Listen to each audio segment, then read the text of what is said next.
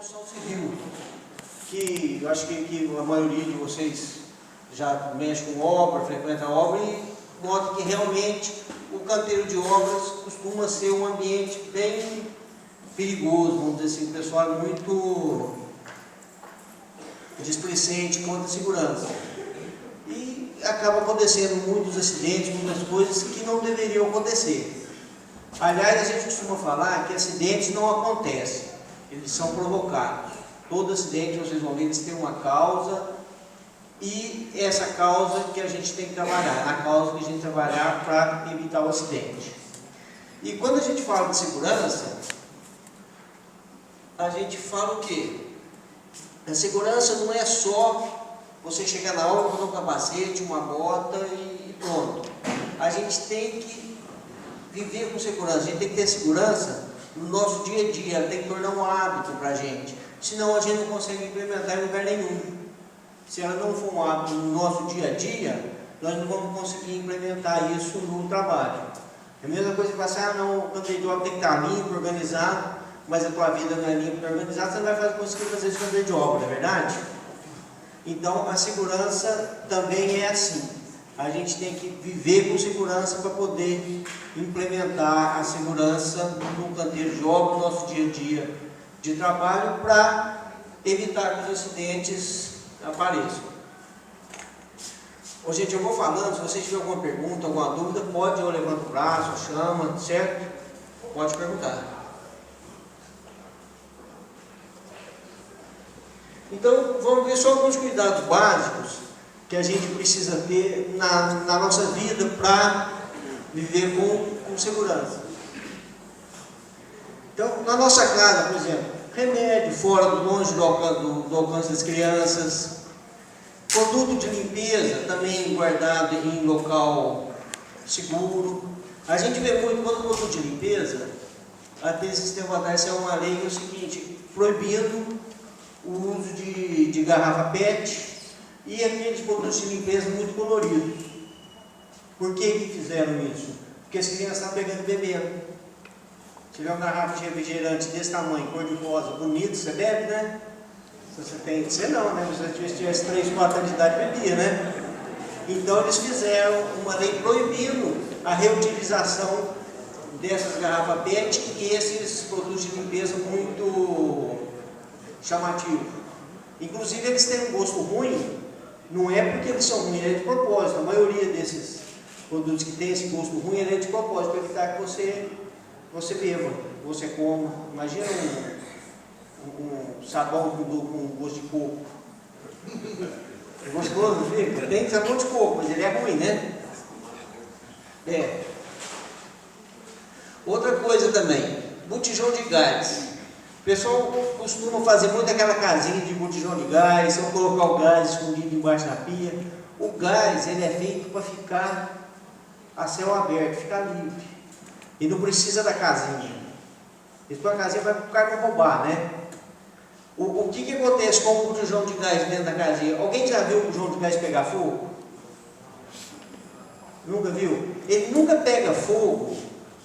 O fogo dele nunca é junto da boca do botijão. Por quê? Porque o gás ali tem uma pressão, não tem? Então, quando ele pega, para pegar fogo, vocês sabem que para pegar fogo a gente precisa misturar o combustível, o comburente e a faísca, né? Que nós precisamos de ar também, não precisamos? Então, como ele sai com muita força do botijão, ele só vai se misturar com o ar a uns 50, 60 centímetros da boca. Se ele estiver dentro de uma casinha, o que vai acontecer? Ele vai pegar fogo justo no teto da casinha e o fogo vai voltar para baixo, vai vestir o botijão de fogo, aí você não apaga. Se o botijão de gás pegar fogo num lugar aberto, você com uma mão, um pano, uma coisa, você consegue fechar. Agora, se ele estiver dentro da casinha, ele vai pegar fogo. E realmente o único motivo que eu vejo para colocar o gás dentro da casinha é não roubar, né? Mas eu sempre falo para não fazer a casinha do botijão de gás, que é um perigo. Outra coisa que a gente vê muito também, mangueira de botijão de gás. A pessoa vai lá e compra 4 metros de mangueira. A mangueira de botijão de gás, ela só pode ser vendida com um tamanho máximo de 80 centímetros. Você já viu isso? Você sabiam disso? Não. Tem umas que você compra que vem enrolada, né? Se você olhar, ela parece mangueira de botijão de gás. Ela não tem o selo do Inmetro, ela não é homologada, ela não é mangueira de gás. Ela é mangueira de jardim pintada igual a mangueira de gás. Aquela mangueira não serve. Eu aposto que se você chegar em casa e dar uma olhada, muita gente vai ter essa mangueira em casa. Não é? Então, se ela for vendida com mais de 80 centímetros, ela não é mangueira de gás, viu, gente? Ela é mangueira de jardim pintada igual uma mangueira de gás. E por que ela só tem 80 centímetros? Porque quando você faz um caminho longo com gás, o que você tem que fazer? Ele tem que estar dentro da tubulação de cobre. Ou de cobre, ou de ferro galvanizado sem costura. Por quê? Porque o gás tem muita pressão. E a mangueira, com o tempo, ela vai deteriorando. Então, a mangueira de gás que vocês verem com mais de 80 centímetros, ela não é mangueira de gás. Certo? E, a maioria das vezes, se puder, vamos colocar o gás para fora. Isso é só uma introdução, antes da gente começar a falar da construção civil em si. Vocês, como técnico em edificações, alguns de vocês vão prestar serviço em empresas, correto? Esperamos que sim, né? Vocês vão ter uma firma que presta serviço para a empresa, vão trabalhar em uma empresa que presta serviço para outra, vão prestar serviço como autônomo dentro de empresa. O que acontece? Quando a gente entra em uma empresa que a gente não conhece, você vai prestar serviço, vai, por exemplo, construir uma sala nova, reparar um telhado, fazer qualquer serviço que seja de uma empresa, você tem que primeiramente conhecer o trabalho daquela empresa, ver o que aquela empresa faz, quais são os riscos que ela tem e como você tem que se portar ali dentro. Geralmente essas empresas maiores, antes de você entrar, seja para prestar o serviço, para visitar, eles fazem uma apresentação de segurança. Para quê? Para você ter ideia do que é feito naquela empresa e quais medidas de segurança você vai ter que adotar. Então, antes da gente entrar em qualquer local que a gente não conhece para prestar algum serviço, fazer alguma coisa, a gente tem que estar sabendo quais são os riscos inerentes àquele trabalho, àquela empresa e quais são as medidas de segurança que você deve ter. Porque cada empresa tem uns riscos diferentes. Então, quando vocês forem trabalhar em algum outro, prestar serviço dentro de alguma empresa, vão, mesmo que ninguém fale nada, olha, tem alguma marca que passa empilhadeira, tem choque elétrico, tem pilha de café, o que que tem? Quais são os riscos? Para vocês não se acidentarem ou não causar acidente a outras pessoas.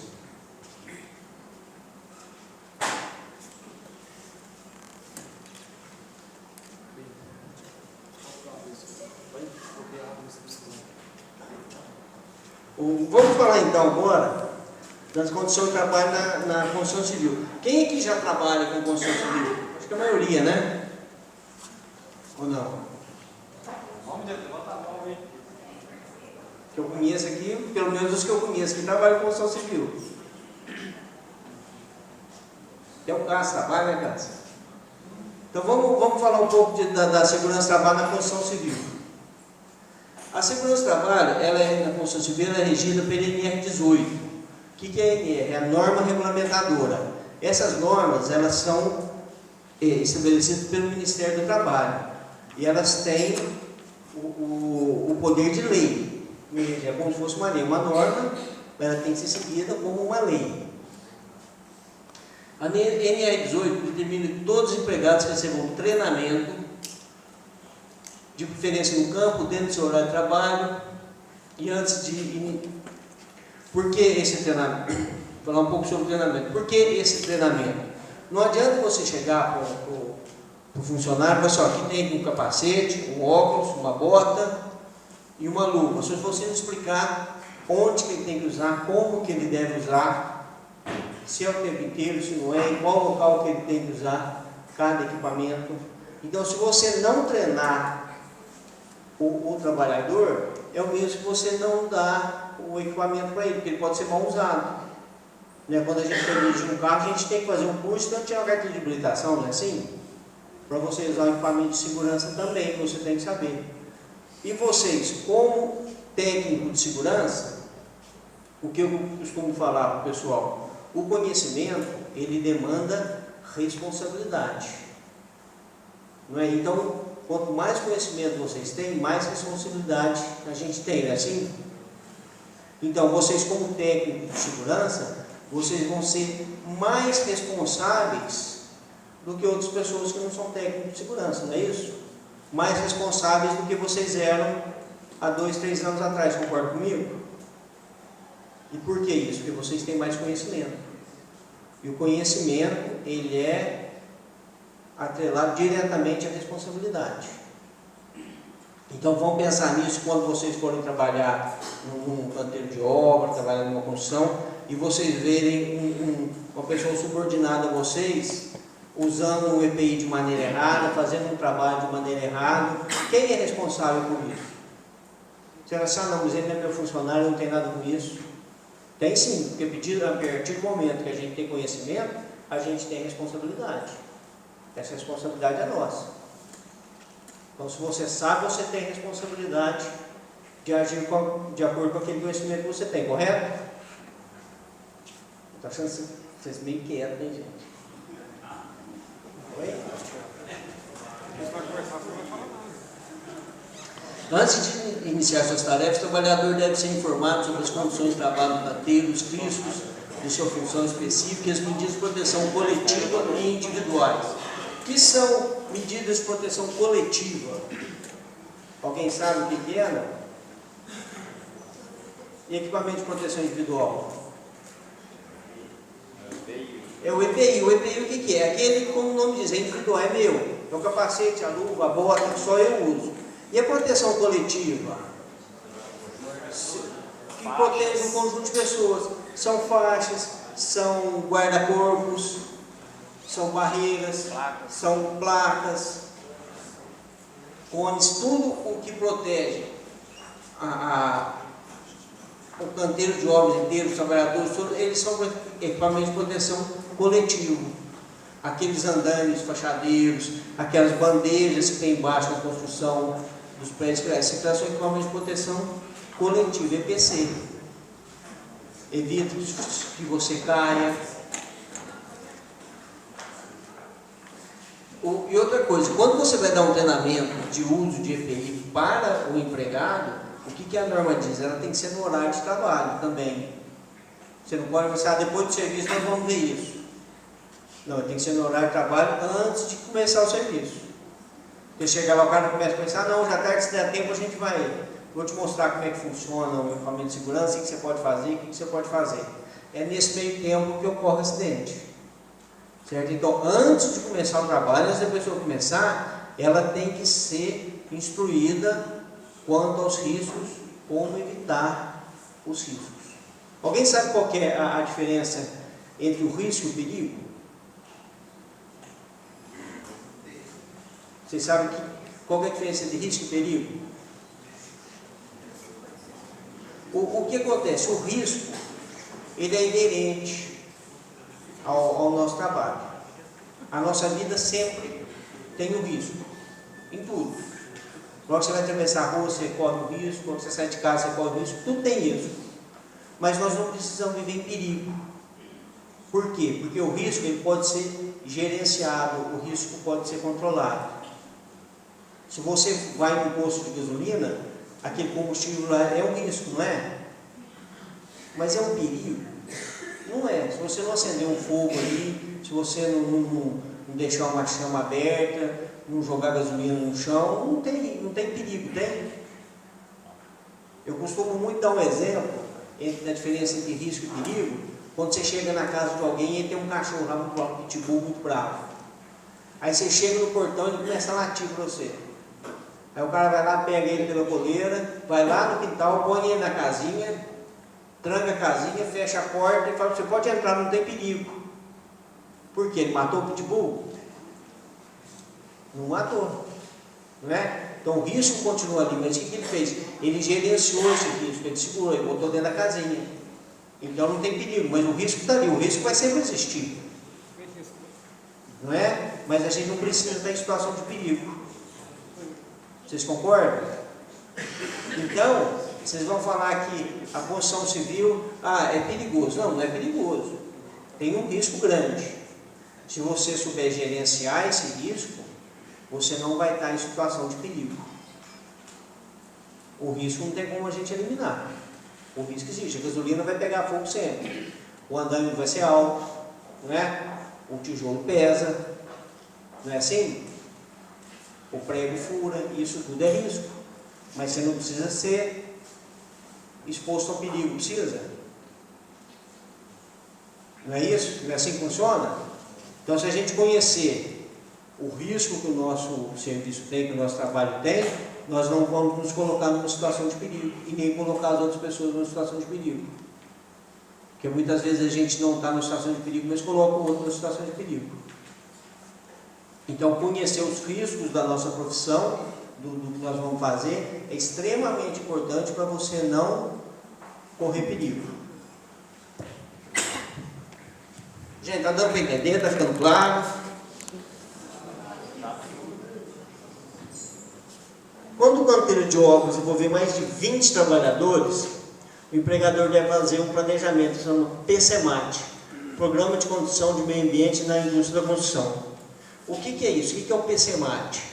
Isso é um documento, além de ser uma exigência do Ministério do Trabalho, é um documento que vai levantar todos os riscos que existem nesse canteiro de obra e vai determinar quais serão as medidas de proteção para cada risco. Então, independente do tipo de obra, se ele tiver mais de 20 trabalhadores, esse documento é obrigatório. Então se tiver 19, não tem problema. O problema é o mesmo, você só não precisa apresentar esse documento ao Ministério do Trabalho. Certo? Você só não precisa formalizar esse PCMAT, mas você precisa ter toda essa orientação de risco, você precisa. E o que acontece? Esse número de trabalhadores, esses 20 trabalhadores, não precisa ser da mesma empresa.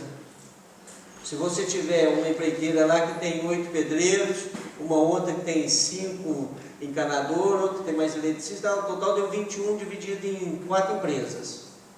Não tem problema. Eles estão todos trabalhando junto, tem que ser feito um PCMAT para o trabalho, certo?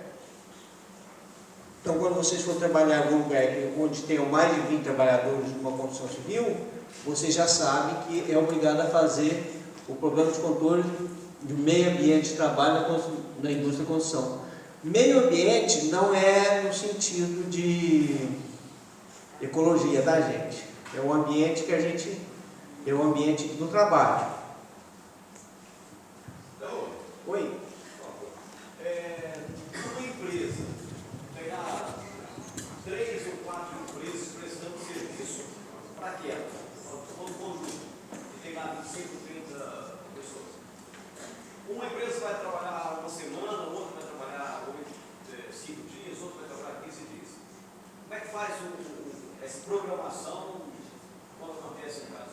Então, nesse caso, quando tem essa rotatividade, tem trabalhos que são sazonais, o eletricista vai e volta, o cara da calha vai e volta, e o que vai ser feito um planejamento e esse programa vai ser feito considerando o máximo de trabalhadores que vai estar lá em qualquer época.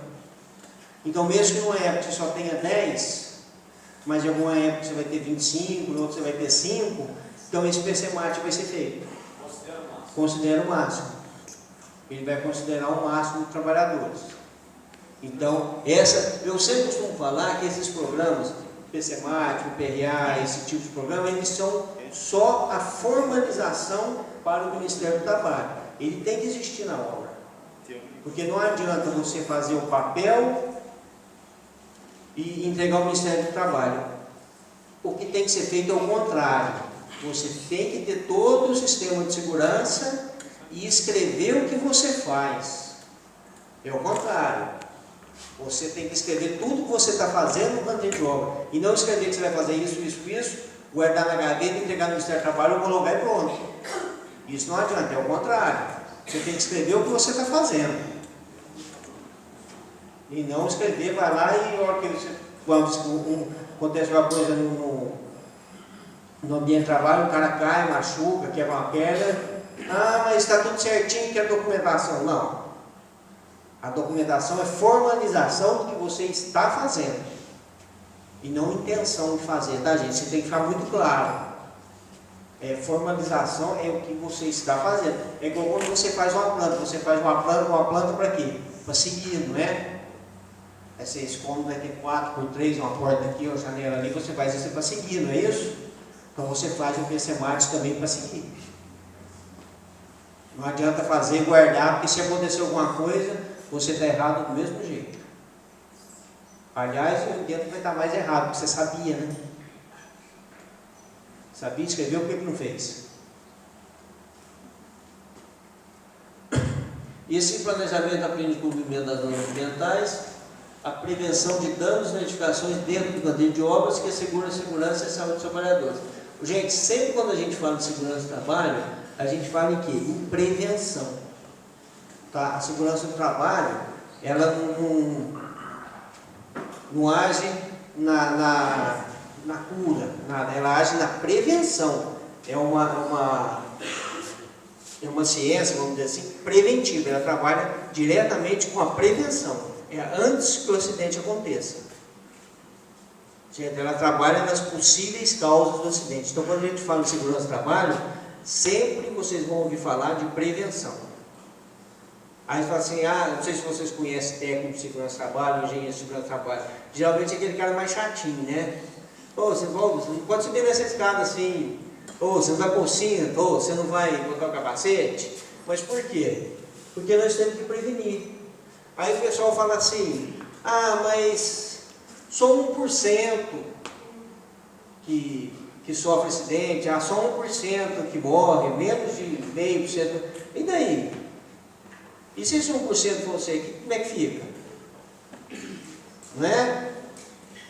Outra coisa muito importante, muito perigosa na prevenção de acidente é a estatística. Estatística para a gente é perigoso, por quê? Porque você tem que saber lidar com a estatística, saber lidar com esses números da estatística. Então você tem a quantidade média de acidentes que tem da construção civil por ano, por setor. Aí você fala assim, não, esse ano eu tive só 3 acidentes, então eu estou abaixo da média. Tudo bem, você está abaixo da média. Mas e o cara que acidentou? E o cara que morreu? Você vai lá falar para o filho dele que está dentro da estatística? Não vai, né? Então a estatística em segurança do trabalho é muito perigosa, viu, gente? Ela só serve para a gente se nortear. Saber onde está errado e onde não está. Mas vamos tomar muito cuidado quando a gente fala em estatística e segurança do trabalho, porque um que se acidenta é 100%. Não é? O cara se acidentou, para ele é 100%, não é?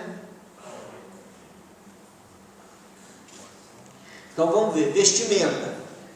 Eu acho que todo mundo que vai na construção civil, os pedreiros todos vestidos assim, não é? Bota, calça comprida, luva, uma camisa grossa, chinelo, né? Quem que é pedreiro aqui? Tem quantos pedreiros aqui? Quantos que usam capacete? Quanto? Ninguém? 2, já tá bom, né? Para andar de moto, usa. Niveladinho, certinho, tem cedimento, tá tudo certinho. Não, também, né? Aí o que ele falou, quando você está numa firma, a firma exige que você usa. Trabalhou no fórum, exigiu. Então quer dizer que o tijolo do fórum é pesado, o outro que você usa não. Né? Fora dele, tua cabeça está tranquila. Né? Gente, isso acontece com a gente. Isso é normal. A gente sempre pensa assim. Eu estou numa firma, eu vou usar porque a firma exige, eu tenho que assinar o recibinho, eles me explicam como é que usa, se eu não usar, vou tomar uma advertência, não é assim? Aí a gente sai dali, com a gente costuma ser displicente, porque conosco não vai acontecer acidente, vai? A escada comigo não quebra, o tijolo não cai na minha cabeça, eu não escorrego do andaime, mas com o companheiro acontece, não é? Eu amarro uma escada na outra, isso é normal, a gente costuma ser displicente, não só no trabalho, mas no dia a dia. Então, isso que ele falou, que é um exemplo muito importante. Trabalhou no fórum com uma firma grande, então usou, saiu de lá, já era, né? Sabe de onde é que está o capacete mais? Já devolveu. Devolveu o capacete, devolveu a botina e nunca mais depois o outro. Aqui um conhecido meu que trabalhou muito, ele tinha mania de usar capacete, né? Pegou o perigo para mim. Toninho capacete, todo mundo conhece Toninho capacete nos pés, né? Ah, então todo mundo tem medo de pôr a capacete para não ficar com o Toninho capacete. Tinha que ser o contrário, todo mundo tinha que usar capacete para ficar igual o Toninho capacete. Não é assim? Capacete deixa careca não, gente. Olha lá, o seu Nazil nunca usou capacete na vida lá. Ele nunca usou capacete. O problema foi esse, você pode pôr capacete à vontade, o capacete não deixa careca não. É, né? Você está sempre ilustre ele, né? Então, gente, isso acontece mesmo. Esse exemplo que ele deu aqui é o mais normal. Quando a firma exige, usa. Quando a gente precisa usar, Uma obra que vai de chinelo, chinelo, não é o cúmulo, mas tem muito, né? eu acho que chinelo tem em casa, pano, Isso tem muito, não tem? O cara vai trabalhar de chinelo, espeta o prego no pé, torce, deixa o tijolo cair no dedão. Não acontece? A gente precisa pensar um pouco mais na segurança da gente. A gente não pode machucar. Acontece, eu costumo falar o seguinte: não, mas se eu machucar não tem problema, eu tenho seguro, eu estou no INSS, eu vou ficar afastado do INSS vai pagar, mas e daí? Quem vai bancar eu sei, quem vai sentir a dor eu sei, não é? Isso não tem. E outra coisa importante que acontece quando a gente se acidenta. Você se acidenta, você vai ficar, vamos por 2 ou 3 meses encostado. O mundo para vocês ficarem encostados?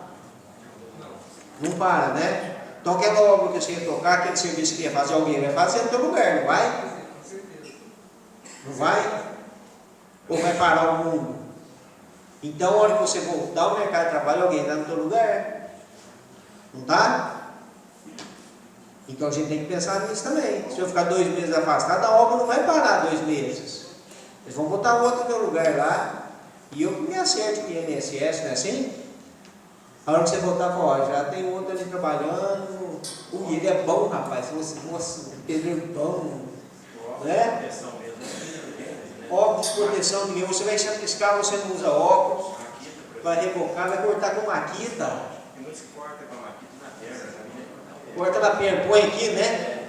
Põe o piso aqui assim e passa a maquita, né? Corta a perna e aí, como é que faz? Gente, o risco na construção civil, se a gente for ficar falando aqui de exemplo, de ato inseguro na construção civil, nós vamos ficar até amanhã cedo e não vamos vencer, não é verdade? Quais são as principais causas de acidente? Ato inseguro e condição insegura. O que é uma condição insegura? Condição insegura é quando o ambiente de trabalho não te dá segurança. É um andaime mal montado, é uma laje mal escorada, é sujeira no chão, prego no chão. Isso é um ambiente inseguro, é fio desencapado. Alguém já viu algum lugar aqui? Quem gosta muito de fazer isso é serralheiro. Tem algum serralheiro aqui? Vai soldar um portão, vai lá no padrão de luz, descasca no disjuntor, né assim? Já tem até aquele fio. Você não tem um fio, um ganchinho? Você tem, não tem? Aí você vai a casa, nenhuma tem 220. Você vai lá, já faz assim de cá. Não desliga, não. Não desliga, não, pode ligado, Já tem um ganchinho para isso, né? Isso chama condição insegura. É loucura, né? Gambiarra. Não é loucura, é burrice. É burrice mesmo, não é loucura. O cara vai lá, um ganchinho, ainda vai descalço, né? De chinelo, aí quer saber se ele dá, vai ver se tá faísca, né? E Isso rouba lá em cima. não pega na boca não, né? Antes do padrão. Pega em cima do padrão lá.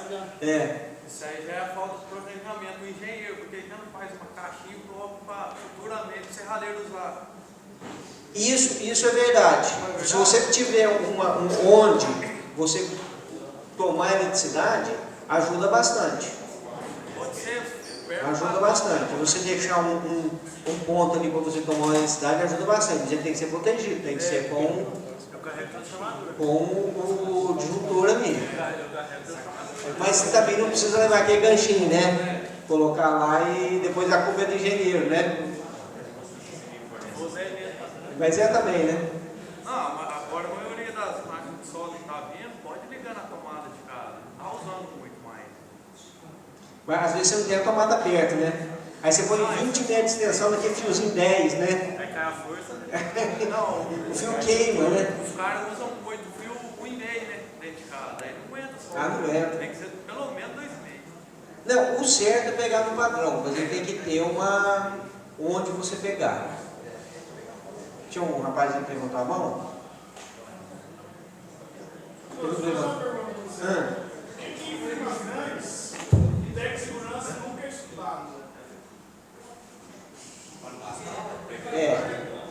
Essa pergunta é boa, viu, gente? Eu já trabalhei como engenheiro de segurança, tinha vários técnicos trabalhando comigo, e isso acontece muito. Deixa eu tomar uma água d'água.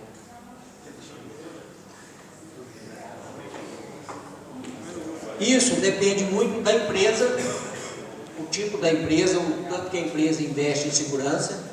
Tem muita empresa que contrata o técnico de segurança porque precisa do técnico de segurança, porque o número de empregados faz com que ele tenha um técnico de segurança. Aí chega o técnico de segurança e fala assim: olha, você vai trabalhar, mas você vai ficar quietinho aqui, eu não quero você enchendo o saco de ninguém.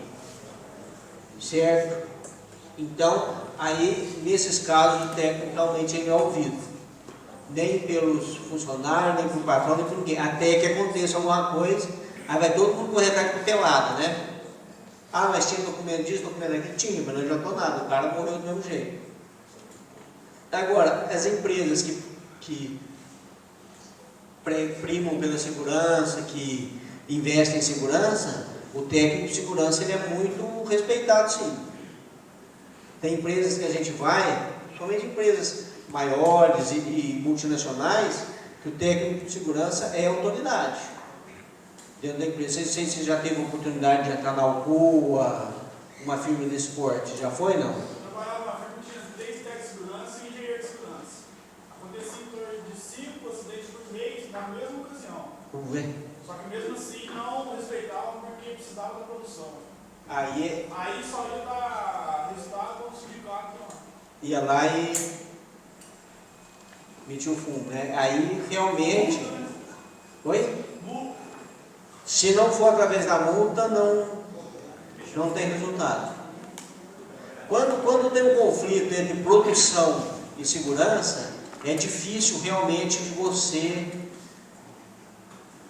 coordenar esses dois momentos. A produção quer produzir e a segurança quer que tenha segurança. Então, um acha que está produzindo, que pode produzir com segurança, o outro acha que se ele tiver segurança ele vai produzir. Então, isso aí é um meio do caminho que tem que ser encontrado.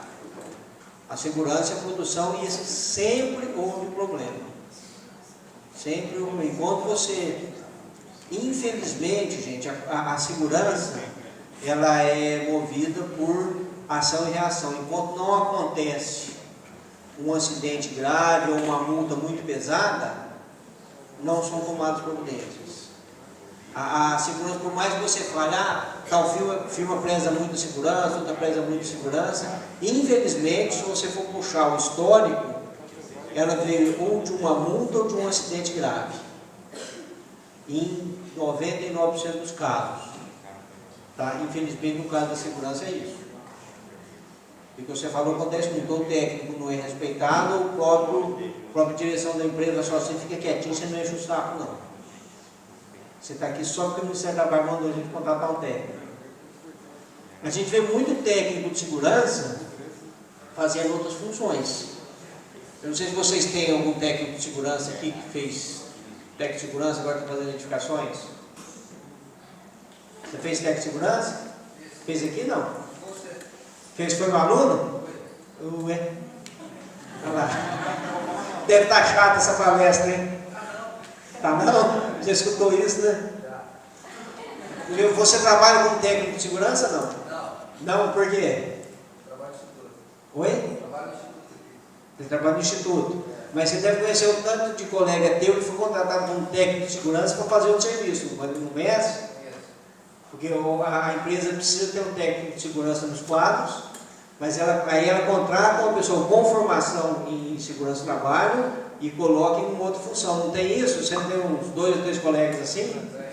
Eu conheço um monte também, que é registrado como técnico de segurança, mas é motorista, chega como xerifado, faz outra coisa, não é? Oi? Eu já não sei. Geralmente é a mesma coisa, né? Geralmente ganha como técnico de segurança.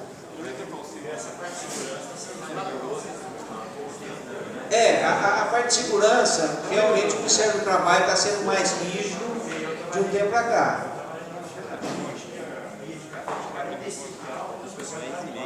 Você vai ver quando a cooperativa? Então faz tempo. Vai ver o tempo. Fazia bingo?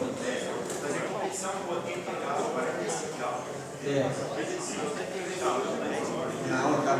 Gente, realmente a segurança do trabalho, o Ministério do Trabalho, há um tempo, uns 10 anos para cá, começou a pegar mais pesado com as empresas.